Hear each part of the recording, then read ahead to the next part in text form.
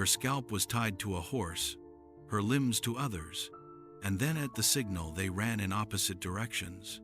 By the time the horses stopped, her body had been torn apart. The crowd stood still. They were watching the death of an 80-year-old woman accused of murdering kings, ruling empires, and corrupting bloodlines. Her name was Brunhilda. She had ruled Frankish kingdoms for nearly 50 years. But by the end, no one was loyal to her.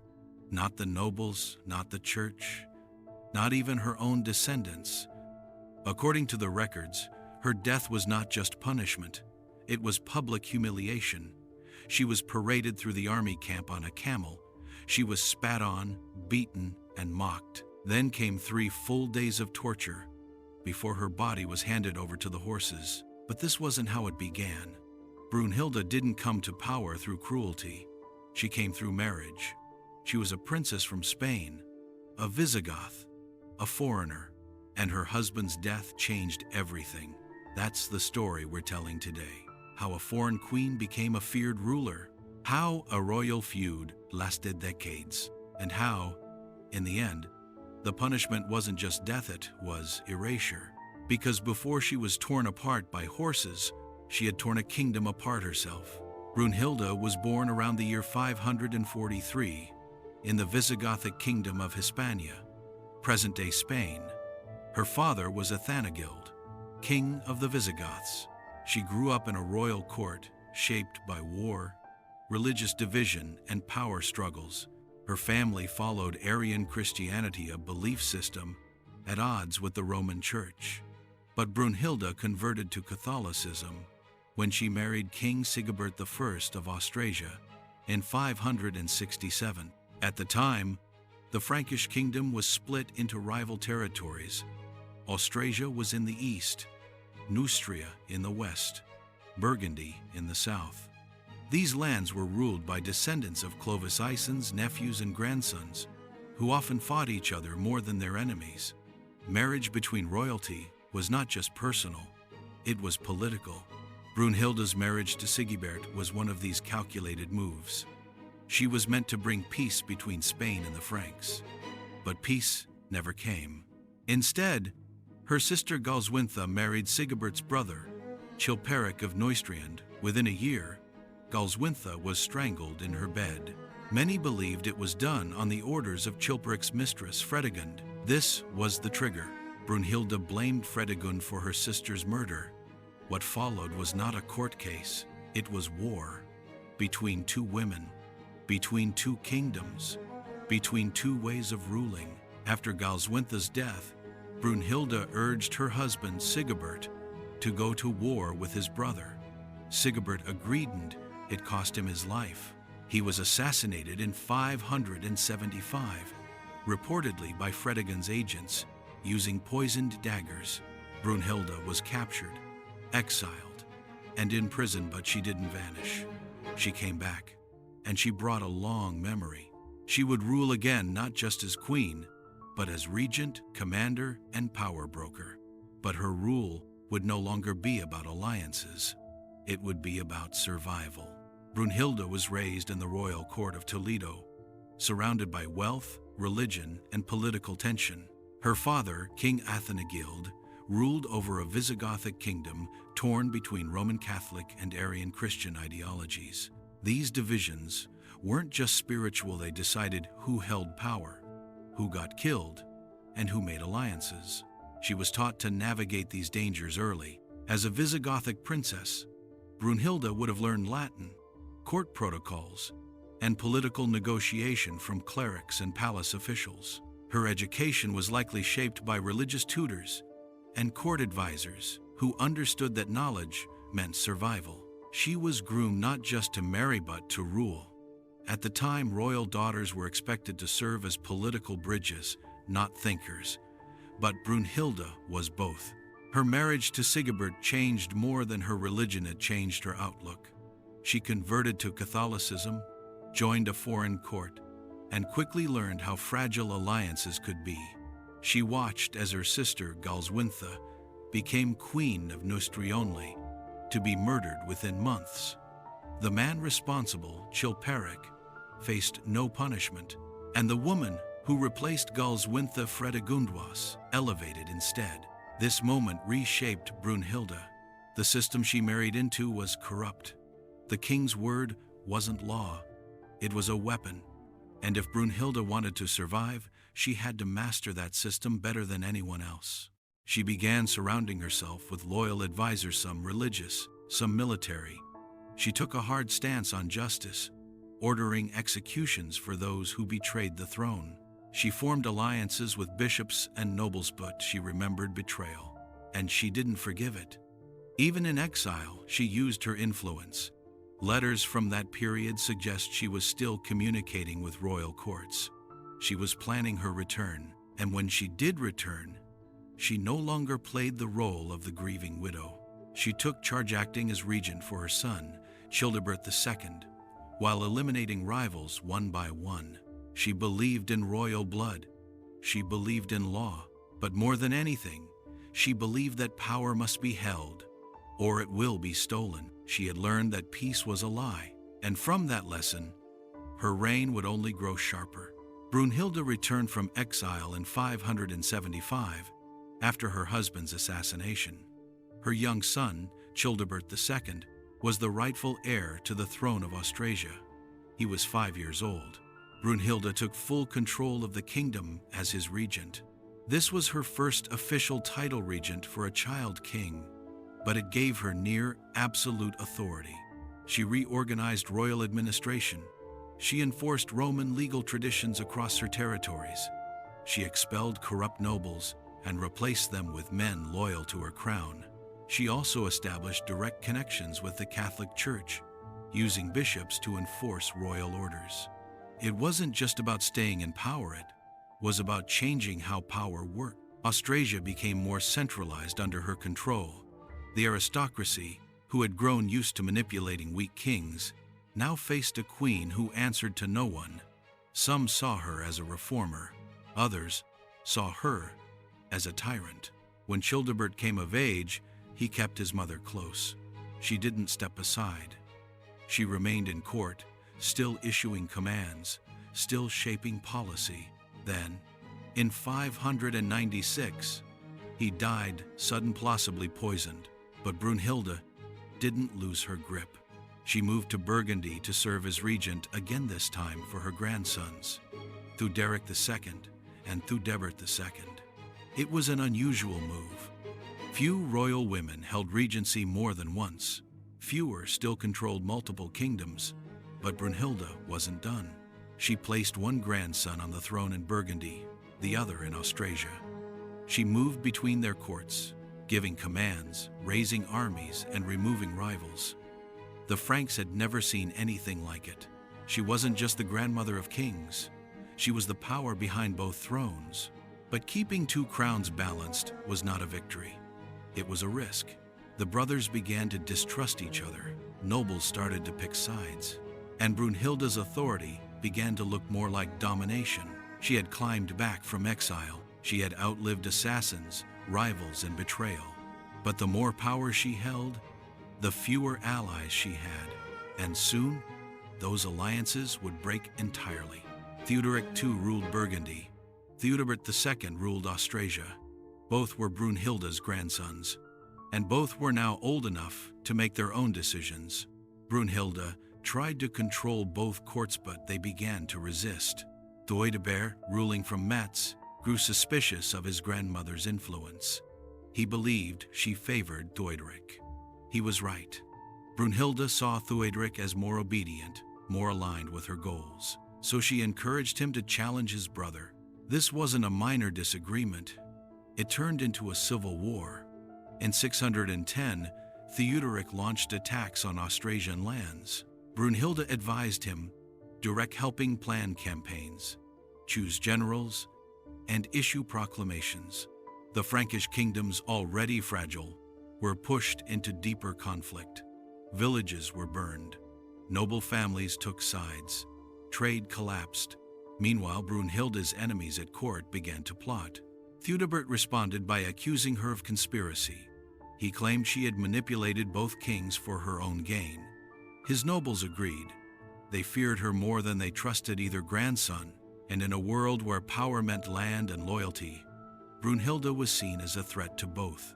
She struck back. She convinced Theuderic to launch a full invasion of Austrasia in 612. They succeeded. Theudebert was captured. Brunhilda reportedly ordered his execution along with his children, her own grandson, killed on her orders. This act shocked even her allies. It was no longer about protecting the dynasty. It was personal, brutal, political murder on a royal scale, but there was no time to reflect. Theuderic died 1 year later, likely of dysentery. He left behind a son, just a child. And once again, Brunhilda stepped in as regent. This time, she had no support. No noble families backed her. No bishops defended her rule. When she tried to raise troops, the army refused. Her enemies saw their chance. King Clothar II of Neustriasen of Fredegun moved in. He offered peace to Brunhilda's remaining forces. In return, they gave her up. After decades of manipulation, strategy, and bloodshed, she had no one left. And her punishment would become a warning for generations. Brunhilda ruled through control, not by charm, not by alliance, but by reshaping how power worked. She centralized authority from the moment she became regent. She replaced tribal customs with Roman-style law. She issued new tax policies, land redistributions, and appointed loyal judges.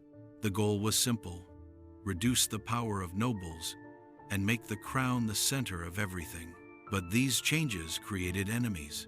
Brunhilda removed lords who opposed her. She sanctioned arrests, exile, and in some cases execution. Her word became law. In Burgundy and Austrasia, noble families began to fear her more than they feared any external threat. She extended her reach through the church. Bishops who resisted her reforms were removed. She placed allies in key religious positions and used their authority to legitimize royal decrees. Through them, she could shape what people believed was divine will. It worked for a while, but fear replaced loyalty. Bishops began to speak against her. Nobles withdrew their support. Her grandsons became pawns in a system many believed she controlled entirely. By 613, her enemies were united. Clothar Tison of her old rival Fredegundald, a campaign against her. The nobles, tired of Brunhilda's dominance, betrayed her. When captured, she was accused of overstepping her role, of ruling as if she were king. Her punishment wasn't just execution, it was ritual humiliation. She was paraded on a camel, tortured for days, then torn apart by wild horses in front of the army. But even in death, her systems didn't disappear. Clothar took them: the laws, the bureaucracy, the religious control, the tools she had used to rule. He kept them. Brunhilda bilde stånga stede. She just didn't live to control it. By the final years of her rule, Brunhilda was surrounded by blood but not family. Her grip on the Frankish kingdoms had cost her every meaningful relationship.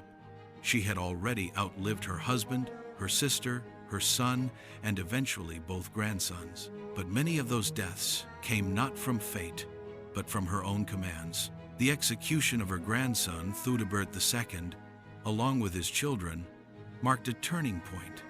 Even her loyal advisors struggled to defend the decision. It was a political move, but it felt like a betrayal of blood. To many nobles, it proved what they had long suspected. Brunhilda would eliminate anyone, even kin, to protect her position. After Theudebert's death, she ruled as regent once again, this time for her great-grandson, Sigibert II. But the court around her had changed. The nobles were no longer allies. The bishops no longer offered blessings. Her movements were watched. Her letters were intercepted. She became isolated physically and politically. Even in private, paranoia grew. Chroniclers described her as harsh, suspicious, and increasingly vengeful. She held councils in secret. She replaced officials quickly. She trusted few, if any. The court no longer functioned around a shared vision. It functioned around fear. At the same time, her enemies outside the court were gaining strength. Clothar II of Neustria positioned himself as the savior of Frankish unity. He offered amnesty to nobles who defected from Brunhilda's side. One by one, they left her. In the end, it wasn't an army that broke her rule. It was a quiet collapse of loyalty. Her generals refused to fight. Her court handed her over. After decades of dominance, Brunhilda stood alone. The woman who had once controlled 2 kingdoms now had no protector, no commander, and no surviving heir with power. Her end didn't begin with swords. It began with silence. By the time Brunhilda was captured in 613, she was nearly 70 years old. For a royal woman in early medieval Europe, that age alone was extraordinary. But the years had taken their toll not just on her body, but on how others saw her. There are no surviving medical reports, but contemporary accounts describe her as visibly aged, physically frail, and mentally sharp but obsessive. She was no longer seen as a ruler in her prime. She was seen as a relic of a violent generation, one who refused to step aside. In her final years, her health was declining. She reportedly traveled less and relied more on intermediaries. Chroniclers mention increased episodes of anger, distrust, and harsh judgment. She often held court in private, consulting with only a few trusted advisors. She was described as relentless, unyielding, and consumed by vengeance. Rumors spread that she feared assassination constantly. She allegedly kept food tasters. She changed sleeping chambers often. Her decisions became more erratic, dismissing nobles without cause, punishing allies for perceived disloyalty, and turning away longtime servants. Some say she was still trying to shape alliances in her final week, sending messages, calling favors. Others claim she was delusional, believing she could turn the tide even as her armies fell apart. What is certain is this: by the time she was taken, her circle had vanished. There were no loyalists left strong enough to defend her. Even her great-grandson, the child king she claimed to protect, was powerless. She was no longer feared. She was no longer followed. She was tolerated until she wasn't. And when her enemies came to arrest her, there was no resistance. There were no guards at her door, no escape planned, no army waiting to strike back. Brunhilda's end didn't come because her mind collapsed. It came because her power did, and her enemies were prepared to end more than her rule. They were prepared to end her legacy publicly and without mercy. Brunhilda had no deathbed in the traditional sense. There was no slow decline in a palace chamber, no priest administering final rites, no last words whispered to loyal advisors. Her final days were spent in captivity, surrounded by soldiers, interrogators, and enemies. After her capture, Clothar II's court put her on public display. She was no longer treated as royalty. She was treated as a symbol, and the message was clear. Her rule had not just failed it, had corrupted the kingdom. For 3 days, she was tortured. Some sources claim she was beaten. Others say she was denied sleep, dragged through the camp, spat on by soldiers. She was paraded on a camel, mocked like a criminal, not a queen. The accusations against her were long and specific. Clothar's advisors claimed she was responsible for the deaths of 10 Frankish royals. They accused her of manipulating kings, igniting civil wars, corrupting church authority, and acting as monarch without title. But this wasn't a trial. No defense was allowed. Her fate had been decided before she was captured. What remained was performance. On the final day, she was brought before the Frankish army. Her arms and legs were tied to wild horses. Her hair was fastened to the lead rope. At the signal, the horses ran in different directions. Her body was torn apart. Witnesses said her head separated first.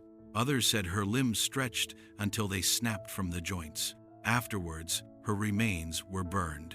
No tomb, no inscription, no royal funeral. There is no record of any last statement from her. No letters, no confessions, no cries for mercy. Either they were never spoken or they were erased. What she may have thought in those final moments is unknown. But for her enemies, The final act wasn't just execution, it was erasure. She had ruled for decades. She had created laws, led armies, and installed kings. But in the end, the story they told was simple. She was a monster, and monsters don't die quietly. Brunhilda was dead, her body destroyed, her memory smeared. But her death didn't bring peace, it brought consolidation. With Brunhilda gone, Clothar II became the sole ruler of the entire Frankish realm. For the first time in over 40 years, Neustria, Austrasia, and Burgundy were united under one crown. The political map she had fought to control was now his. But it wasn't a smooth transition. Brunhilda's descendants were either dead or stripped of power. The nobility she had weakened began asserting themselves again. Bishops who had stayed silent under her rule now supported Clothar out of loyalty. But relief. The child king she had tried to protect, Sigebert II, was executed shortly after her. Her dynasty ended with him. No heirs, no loyal court, no rebellion in her name. Clothar quickly moved to dismantle what she had built. He reversed many of her policies. He weakened the centralized systems she had championed. He passed the Edict of Paris in 614, a document that gave more rights and privileges to the Frankish nobility. It limited royal power and reaffirmed noble authority over local governance. It was, in many ways, a public rejection of Brunhilda's style of rule. Yet Clothar also kept parts of her legacy. He retained her use of written law. He preserved parts of her administrative structure. The church-state alliance she had crafted remained intact, just under new control. But the vacuum she left behind wasn't just political, it was generational. She had ruled for nearly 5 decades. Her rise, reign, and fall had shaped the lives of everyone around her: kings, dukes, bishops, and commoners. And now she was gone. What followed was not a time of justice or healing. It was a quiet realignment of power. Old noble families returned to court. Old rivalries re-emerged. And the idea of a woman ruling again openly, decisively, was pushed into the past. Brunhilda's collapse did not end ambition. It only reminded others what the cost might be. For centuries after her death, Brunhilda's legacy was shaped by her enemies. The earliest records, written by monks and court chroniclers loyal to Clothar II, described her as a tyrant, a schemer, and even a witch. The Liber Historiae Francorum, one of the main sources from the time, called her more cruel than all the kings. These writers painted her not just as a failed regent, but as a moral threat to the Frankish world. That version of the story endured. In medieval history, she was remembered as a foreigner who corrupted kings, murdered princes, and tried to place herself above God's will. But in modern history, the picture looks different. Historians now view Brunhilda as one of the most capable political figures of her time. She ruled longer than most men in her era. She introduced Roman legal principles, supported the church's administrative role, and tried to create a stable central authority. These were not random acts of cruelty, they were deliberate strategies in a volatile world. Her actions were brutal, but the world she ruled was violent by nature. Her rivals Fredegund and Clothar also used murder, assassination, and public executions. The difference is that their stories were preserved by allies. Brunhilda's story was written by her executioners. Some scholars argue that she was punished not just for what she did, but for who she was. A woman who refused to be silent, who held power in her own name, and who made decisions without permission. Others point out her flaws, her paranoia, her use of force, and her willingness to turn on her own family cannot be ignored. She ruled with an iron hand, and in the end it crushed her. Today, historians debate whether Brunhilda was a tyrant, a reformer, or both. She remains one of the most controversial figures of the Merovingian era, not because of what we know, but because of how much of her story was rewritten. What remains is not a clear judgment, but a question.